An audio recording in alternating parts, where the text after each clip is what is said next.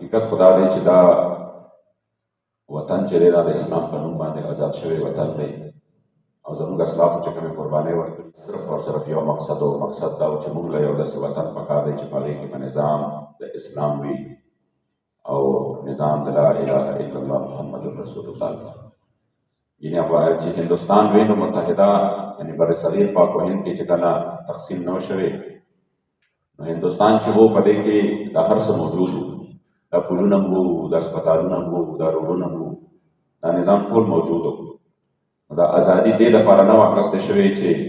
زموږ روډونه نشته زموږ هسپتالونه نشته زموږ غنم جوار او دغه کمې دی دا هر یو څیز موجود و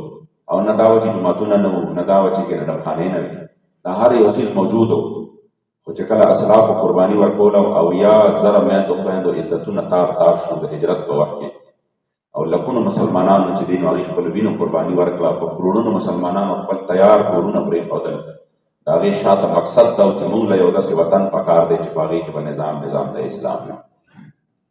زما نیکه مبارک فخر کشمیر عاشق رسول مداح مصطفیٰ حضرت الحاج محمد امین بابا جی رحمت الله تعالی علیه ونور الله مرقده شریف وفرمایل مونږ خو له تا نه پاکستان غوښته قرآن دپاره چې په قرآن نشي رڼا دا پاکستان به څه وي او چې د قرآن قانون خوښ په خپل وطن کې نه وي چې دا ظالم کوم شیطان نه وي نو شیطان به څه وي او چې قرباني شي د محمد مصطفی په اسلام د محمد امین په زړه کې نور ارمان به څه وي عجیبه خبره دا د قدردانو ډېره د افسوس خبره ده چې تر اوسه پورې 15 او یو کال نه د دې وطن په یو فټ ځای باندې اسلام نشته او که وینو د ناسته مجمع کې ماته ووایي یو کس ماته ووایي چې او په دې ځای کې اسلام نافظ دی اسلام دا نه دی چې زه وایم په تاڼه کې جومات دی او همدارنګې په بلکڼ کې جوماتونه دي اولته تلاوتونه کېږي په طور عبادت خو خلک لګیا دي دا خو د کفارو په ممالکو کې هم کوي هلته په امریکا کې هم بلا شي جوماتونه دي او مسلمانان هم ښه ډېر دي عبادتونه یې زموږ نه ښکلي دي ښایسته دي خو د هغې باوجود که موږ په ټوله دنیا کې وګورو د نظام اسلام تصور هم ختم شو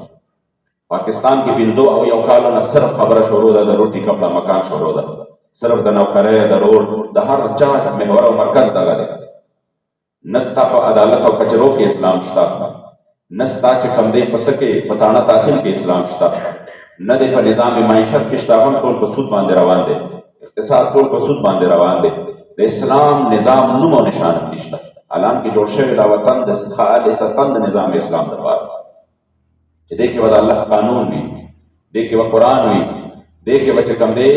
د شریعت ښکلي اصول وي دې کې به هغه نظام وي چې محبوب علیه السلام فرمایي لیلها کنهارها دا هغه اسلام هغه قانون دی دومره پړقېدونکي چې د دې ورځ خو اصل سپینه رڼا ده چې د دې شپه کې تیاره نشته الله د دې شپې ته سپینه رڼا ورکړې ده